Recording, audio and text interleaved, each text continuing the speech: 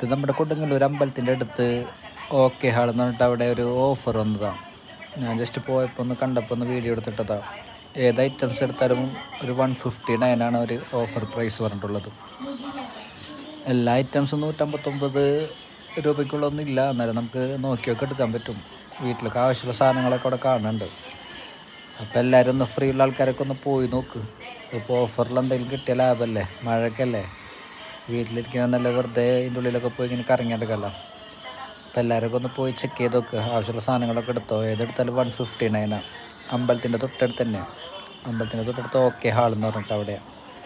അപ്പോൾ എല്ലാവരും പോയിട്ട് ഇഷ്ടപ്പെട്ടോ നോക്ക്.